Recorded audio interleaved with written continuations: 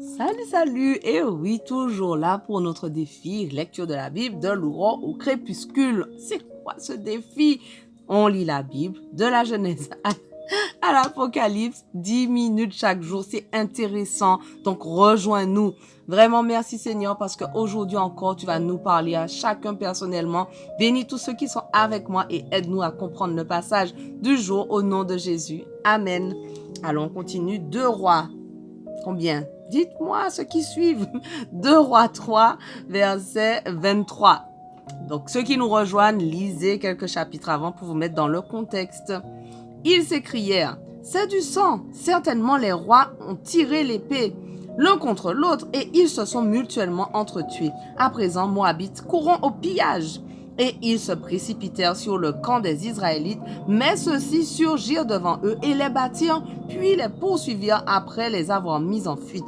Ils pénétrèrent plus avant dans leur pays et leur infligèrent une lourde défaite. Ils détruisirent les villes, saccagèrent tous les champs cultivés en y jetant chacun sa pierre jusqu'à ce qu'ils en soient couverts. Ils bouchèrent toutes les sources d'eau et abattirent tous les bons arbres. Finalement, seule la ville de Kir-Hareset resta intacte, mais elle fut encerclée et attaquée à son tour par les hommes armés de fronde. Quand le roi de Moab comprit qu'il ne pourrait résister à l'attaque, il prit avec lui 700 soldats armés d'épées et tenta de se frayer un passage en direction du roi d'Édom, mais il n'y réussit pas. Alors il fit venir son fils aîné qui devait lui succéder sur le trône et il l'offrit en holocauste sur le rempart. À ce spectacle, les Israélites furent si indignés qu'ils se retirèrent loin du roi et rentrèrent dans leur pays. 2 Rois 4. La veuve d'un disciple des prophètes implora Élisée en ces termes. « Ton serviteur, mon mari, aime.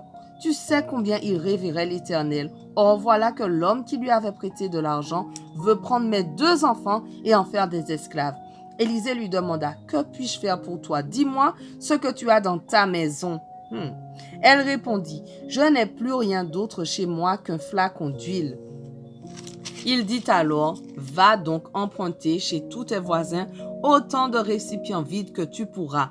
Puis tu rentreras chez toi, tu fermeras la porte sur toi et sur tes fils, tu verseras de l'huile dans tous ces récipients et tu les mettras de côté à mesure qu'ils seront pleins. » La femme le quitta et fit ce qu'il lui avait dit.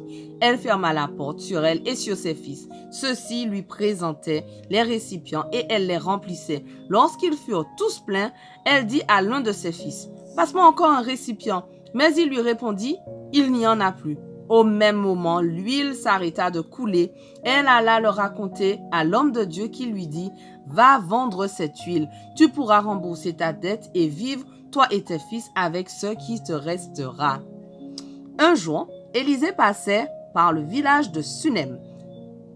Une femme riche insista auprès de lui pour qu'il accepte de prendre un repas chez elle. Dès lors, chaque fois qu'il passait par ce village, il s'arrêtait chez elle pour manger. Elle dit à son mari, « Je sais que cet homme qui passe toujours chez nous est un saint homme de Dieu. Nous pourrions lui construire une petite chambre sur le toit et y mettre pour lui un lit, une table, une chaise et une lampe. Il pourrait loger là quand il viendra chez nous. » Un jour qu'Élisée repassait à Sunem, il alla donc se retirer dans la petite chambre haute et y passa la nuit. Puis il dit à son serviteur Géasi, « Appelle cette Sunamite. » Géasi l'appela et elle vint se présenter devant lui. Élisée dit à Géasi, « Dis-lui, tu t'es donné beaucoup de peine en faisant tout cela pour nous. Que pouvons-nous faire pour toi? Faut-il parler en ta faveur au roi ou au chef de l'armée? » Elle répondit, « Non merci, je vis heureuse au milieu de mon peuple. » Élisée demanda à son serviteur, « Que pourrions-nous faire pour elle? » Géasi répondit, « Hélas, elle n'a pas d'enfant et son mari est âgé. » Élisée lui dit, « Appelle-la. » Géasi obéit et elle vint se présenter sur le pas de la porte. Élisée lui dit, « L'an prochain, à la même époque, tu tiendras un fils dans tes bras. » Elle s'écria alors, « Que mon Seigneur, homme de Dieu, ne me donne pas de faux espoirs, moi qui suis sa servante. » Cependant, cette femme devint enceinte et l'année suivante, à la même époque, elle donna naissance à un fils exactement comme Élisée le lui avait prédit. L'enfant grandit. Un jour qu'il était allé rejoindre son père auprès des moissonneurs, il cria soudain à son père: « Oh, ma tête, que j'ai mal à la tête !» Le père ordonna à son serviteur: « Emporte-le vite chez sa mère. » Le serviteur l'emporta et l'amena à sa mère, qui le prit sur ses genoux. Il y resta jusqu'à midi, puis il mourut. Elle monta dans la chambre du prophète, le coucha sur le lit de l'homme de Dieu, referma la porte sur lui et sortit. Puis elle appela son mari et lui dit: « Donne-moi, je te prie, l'un des jeunes serviteurs et une ânesse. Je vais vite aller chez l'homme de Dieu et je reviens aussitôt. »« Pourquoi veux-tu aller chez lui aujourd'hui ?» lui demanda-t-il. « Ce n'est ni la nouvelle lune, ni un jour de sabbat. » Elle lui répondit: « Tout va bien. » Puis elle fit sceller l'ânesse et dit à son jeune serviteur: « Conduis-moi rapidement, ne m'arrête pas en cours de route sans que je te l'ordonne. » Elle voyagea ainsi et parvint jusqu'au mont Carmel où habitait l'homme de Dieu. Quand celui-ci l'aperçut de loin, il dit à son serviteur Géasi: « Regarde, c'est notre Sunamite. Cours vite à sa rencontre et demande-lui: tout va-t-il bien pour toi? Ton mari est-il en bonne santé? L'enfant va-t-il bien? » Elle répondit: « Tout va bien. » Elle poursuivit jusqu'à l'homme de Dieu sur la montagne. Elle se jeta à ses pieds.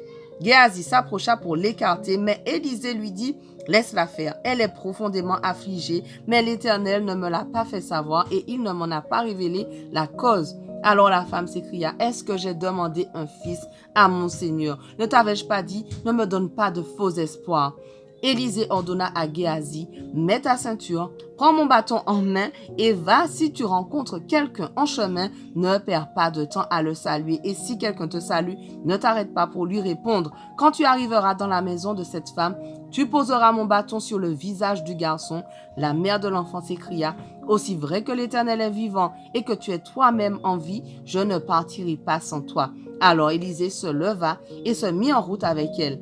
Géasi les avait devancés et il avait posé le bâton sur le visage du petit garçon, mais rien ne s'était passé. Pas un son, pas une réaction. Il revint donc sur ses pas à la rencontre d'Élisée et lui annonça que l'enfant n'était pas revenu à lui. Quand Élisée arriva à la maison, le petit garçon était étendu sur le lit. Élisée entra, ferma la porte sur eux deux et pria l'Éternel. Il monta sur le lit et se plaça sur l'enfant. Il appliqua sa bouche sur sa bouche, ses yeux sur ses yeux, ses mains sur ses mains. Comme il restait ainsi étendu sur lui, le corps de l'enfant commença à se réchauffer. Le prophète se releva, marcha de long en large dans la chambre, puis s'étendit de nouveau sur l'enfant. Soudain, le petit garçon éternua 7 fois et rouvrit les yeux. Élisée appela Géasi et lui dit: « Va chercher cette Sunamite. » Géasi l'appela et elle vint vers Élisée qui lui dit: « Voici ton fils, reprends-le. » Elle s'avança, se jeta à ses pieds et se prosterna jusqu'à terre, puis elle prit son fils dans ses bras et sortit de la pièce. Élisée retourna à Gilgal. Or, la famine sévissait dans cette contrée. Un jour, ses disciples étaient assis devant lui.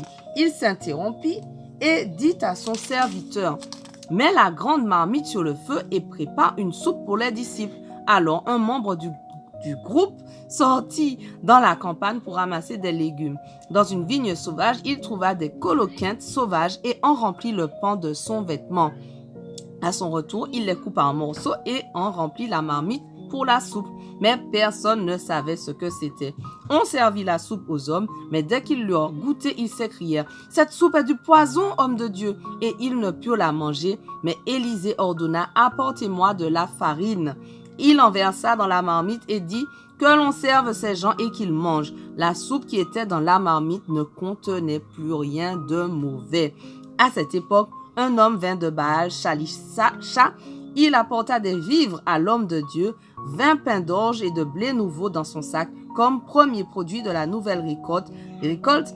Élisée dit à son serviteur: « Partage ces vivres entre tout le monde et qu'il mange. » Notre passage du jour touche à sa fin, mais on continue dès demain. On ne lâche rien. Allez, sois béni.